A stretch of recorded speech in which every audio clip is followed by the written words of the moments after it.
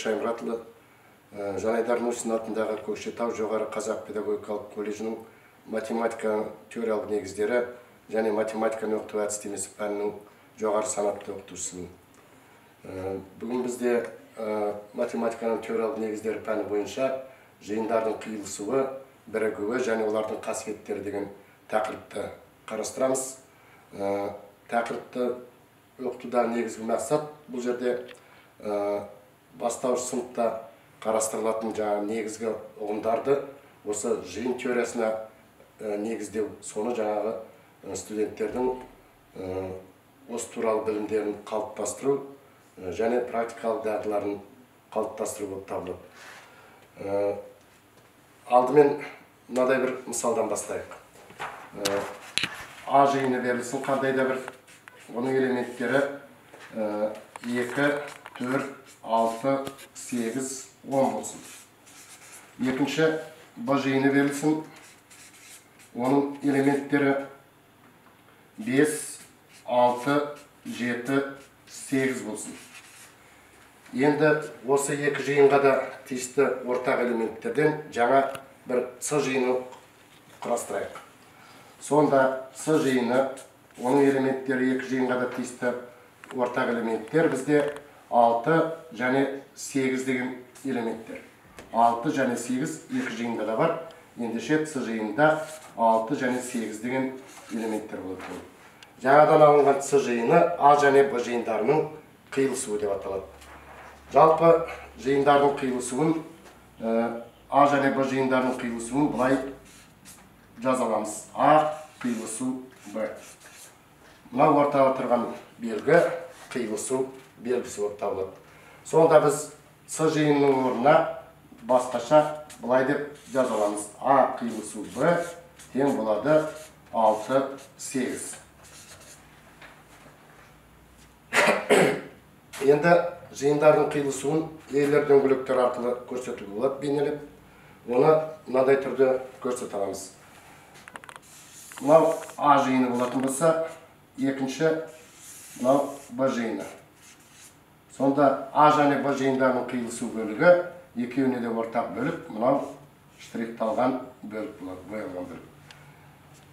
Енді жиындардың қиылысу үшін бірқатар қасиеттер орындалады. Ол қасиеттер мынадай екен.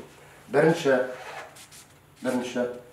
кез келген А және Б жиындар үшін қиылысудың коммутативті, яғни орын ауыстырымдылық заң орындалады. Яғни А қиылысу Б тең болады Б қиылысу Аға. Мұны біз орын ауыстырымдылық болмаса ғылыми тілде коммутативті заң деп атаймыз. Жиындардың орындарын ауыстырғанмен оның қиылысудың мәні өзгермейді. Екінші, кез келген А, Б және С жиындар үшін қиылысудың ассоциативті заңы, яғни қазақша айтатын болсақ, терімділік заң орындалады екен. Ол бұлай жазылады. А қиылысу жақшаның ішінде Б қиылысу С тең болады жақшаның ішінде А қиылысу Б қиылысу С. Мұны біз ассоциативті, болмаса терімділік заң деп атаймыз. Үшінші қасиет, егер Б жиыны А жиынына ішкі жиын болатын болса, Б жиыны А жиынына ішкі жиын болатын болса, онда А және Б жиындарының қиылысуы бізде Б жиынына тең болады екен. Яғни ішкі жиын өзі шығады екен. Сонда жаңа егер Б жиыны А жиынына ішкі жиын болатын болса, онда олардың қиылысуы Б жиынына тең болады екен. Төртінші қасиеті, кез келген жиын мен бос жиынның қиылысуы бос жиынға тең болады екен. А қиылысу бос жиын тең болады бос жиынға. Енді жиындардың қиылысуын біз бастауыш сынып математикасында қалай қолданамыз? Яғни мынау жиындардың қиылысу амалы бастауыш сыныпта қалай көрініс табады? Жалпы қиылысу бізде қиылысу амалы бастауыш сынып математикасында ешқандай амалға негіз бола алмайды. Бірақ оның қасиеттері бізде бастауыш сыныпта қарастырылатын көбейту амалының заңдылықтары мен қасиеттеріне негіз бола алады. Оған дәлел ретінде қарастырайық. Мысалы, бірінші қасиетті алатын болсақ, А қиылысу Б тең Б қиылысу А деп аталатын қасиет, коммутативті қасиет. Бұл бізде бастауыш сыныпта көбейтудің ауыстырымдық қасиетімен дәлме белгіледі. Яғни А көбейту Б тең болады Б көбейту А деген көбейтудің ауыстырымдық қасиеті бар бастауыш сыныпта оқылатын. Ендеше көбейтудің мынау ауыстырымдық қасиетіне мынау қиылысудың ауыстырымдық қасиеті негіз бола алады екен. Сол сияқты мысал ретінде мынау төртінші қасиетті алатын болсақ, яғни бастауыш сыныпта санды нөлге көбейткенде нөл шығады деген қағида бар. Ендеше, яғни А көбейту нөл тең болады нөл деген. Бізде бос жиын ол ештеңе жоқ деген ұғымды білдіреді. Бастауыш сыныпта нөл санын біз осы бос жиын арқылы түсіндіреміз. Ендеше, санды нөлге көбейткенде нөл шығады деген міне осы қасиетке негізделеді екен. Келесі бізде жиындарға қолданылатын амалдың бір түрі, ол жиындарды біріктіру амалы. Жиындарды біріктіру амалы жалпы бастауыш сыныпта қосу амалына негіз болады. Оның дәлел ретінде мынадай бір бастауыш сыныпта қарастырылатын мынадай бір мысал алайық. Мысалы, 4-ке 3-ті қосқанда 7 болады. Енді осы 4-ке 3-ті қосқанда 7 болатындығын біз оқушы бастауыштың баласына қалай түсіндіреміз? Ол үшін біз міндетті түрде жиындарға жүгінеміз. Яғни, санау материалдарын қолдану арқылы жиындарға сүйенеді екенбіз. Сонда жаңа 4-ке 3-ті қосқанда 7 болатындығын біз балаға көрсету үшін, осының 7 болатындығына көзін жеткізу үшін біз санау материалдарын қолданамыз. Болмаса көрнекілікті қолданамыз. Сонда біз 4 үшбұрыш аламыз. Мысалы, 4 үшбұрыш алыңдар деп тапсырма береміз. Содан кейін оның жанына 3 дөңгелекті жақындатып қойыңдар дейміз. 3 дөңгелекті жақындатып қойыңдар. Сонда мынау үшбұрыштар жиыны, оның элементтерінің саны 4-теу. Дөңгелектер жиыны, оның элементтерінің саны 3-теу. Енді екеуін бір жерге жинап, барлығы мына жерде сонда қанша элемент шығатынын табады екенбіз. Сонда қарап отырсақ, 4 дөңгелекпен 4 үшбұрышпен 3 дөңгелекті бір жерге жинақтаған кезде барлығы 7 фигура болады екен. Ендеше 4-ке 3-ті қосқанда 7 болады. Біз мына жерде іс жүзінде жиындарды біріктіру амалын қарастырдық. Ендеше бастауыш сыныпта оқытылатын қосу амалы жиындарды біріктіру амалына негізделеді екен. Енді жиындардың бірігуі дегеніміз не? Соны қарастырайық. Ол үшін мынадай мысал алайын. А жиыны берілсін, элементтері 1-ден 5-ке дейінгі сандар. 1, 2, 3, 4, 5. Б жиыны берілсін, оның элементтері 6, 7, 8 болсын. Енді осы екі жиынның екеуіне тиісті барлық элементтерден тұратын бір жаңа бір жиын шығаруымыз керек. Яғни С жиынын құрастыруымыз керек. Сонда А және Б жиындарының екеуіне де тиісті барлық элементтер 1-ден 8-ге дейінгі сандар болады. Яғни 1, 2, 3, 4, 5, 6, 7, 8. Мынау жаңадан шыққан С жиыны А және Б жиындарының бірігуі деп аталады екен. Бірігуді бұлай белгілейміз. А және Б жиындарының бірігуі дегенді бұлай жазамыз. Жаңағы қиылысу амалына керісінше дөға белгісі, тармағы жоғары қараған дөға белгісі. Сонда біз мынау С жиынының орнына А бірігу Б тең 1-ден 8-ге дейінгі сандарды жазамыз. 1, 2, 3, 4, 5, 6, 7, 8 деп жазуымызға болады. Енді жиындардың бірігуі деп сонда нені айттық біз? Сонда А және Б жиындарының бірігуі деп, осы жиындардың екеуіне тиісті барлық элементтерден тұратын жиынды айтады екенбіз. Енді жиындардың бірігуін диаграмма арқылы, Вен диаграммасы арқылы бұлай көрсетуіміз болады. Мынау А жиыны болсын, мынау Б жиыны болсын.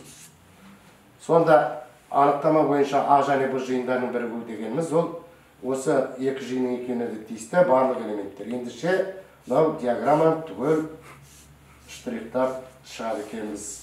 Сонда мынау боялған бөлік, штрихталған бөлік А және Б жиындарының бірігуі болады екен.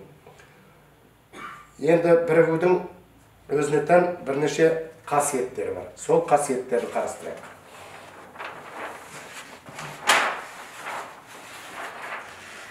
Бірінші қасиет, кез келген А және Б жиындар үшін бірігудің орын ауыстырымдылық, болмаса коммутативті заң орындалады. Сонда А бірігу Б тең болады Б бірігу А-ға. Екінші, кез келген А, Б және С жиындар үшін бірігудің ассоциативті заңы, яғни терімділік заң орындалады екен. Ол бізде А бірігу жақшаның ішінде Б бірігу С тең болады А бірігу Б жақшаның ішінде сыртында бірігу С. Үшінші қасиет, егер Б жиыны А жиыны ішкі жиын болса, онда А және Б жиындарының бірігуі А жиынына тең болады екен. Төртінші қасиет, кез келген жиын мен бос жиынның бірігуі сол жиынның өзіне тең. Яғни А бірігу бос жиын тең болады А жиынына. Бесінші қасиет бар мұнда. Бесінші қасиет бізде бірігу мен қиылысудың бір-біріне қатысты дистрибутивті заңы, яғни үлестірімділік заңы. Ол былай жазылады. Бұл екі бөлімнен тұрады, сондықтан жаңа бірінші бөлімі А деп белгілейік. Сонда А бірігу Б қиылысу С тең болады. Енді мынау С жиынын және қиылысу белгісін үлестіреміз. Сонда А қиылысу С бірігу жақшаның ішінде Б қиылысу С болады екен. Екінші бөлімі А бөлімі керісінше енді. Жақшаның ішінде А қиылысу Б, сыртында бірігу С тең болады. Жақшаның ішінде А бірігу С қиылысу, жақшаның ішінде Б бірігу С. Міне бірігудің осындай 5 қасиеті бар екен. Енді жаңа біз тақырыптың басында айттым, бірігудің қасиет өзі қосу амалына негіз болады, ал енді оның қасиеттері бізде қосудың қасиеттеріне негіз болады екен. Сонда жаңа мынау бірінші қасиет орын ауыстырымдылық немесе коммутативті заң, ол қосуда да бар. Яғни бастауыш сыныпта А қосу Б тең Б қосу А деп аталатын, деп жазылатын қосудың коммутативті заң бар, орын ауыстырымдылық. Сонда жаңа қосылғыштардың орындарын ауыстырғанмен қосындының мәні өзгермейді дейді бұл заң. Ендеше мына жерде жиындардың орындарын ауыстырғанмен бірігудің мәні өзгермейді екен. Сол сияқты екінші қасиет, оғанда қосудың жаңа терімділік заңы сәйкес келеді. Сонда жаңа А қосу жақшаның ішінде Б қосу С тең болады. Жақшаның ішінде А қосу Б, сыртында қосу С. Міне екі заң. Төртінші заңды алатын болсақ, яғни кез келген жиын мен бос жиынның бірігуі сол жиынның өзіне тең болады деген. Бұл бізде қосуда мынадай қағида бар. Яғни санға нөлді қосқанда санның өзі шығады деген. Міне ендеше төртінші қасиет осыған сәйкес келеді екен. Енді бесінші қасиетті алатын болсақ, бесінші қасиет мына жерде дистрибутивті заң, үлестірімді заңы. Оның бірінші бөлімі көбейтудің қосуға қатысты үлестірімдік заңына сәйкес келеді.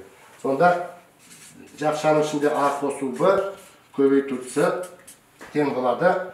Бізде А көбейту С қосу Б көбейту С. Міне көбейтудің қосуға қатысты үлестірімдік заңына сәйкес келеді. Ал енді мынау екінші Ә бөлімі бұл сандар үшін орындалмайды, тек қана жиындар үшін ғана орындалады екен. Міне бүгін біздің қарастыратын тақырыбымыз осы болатын. Сау болыңыздар.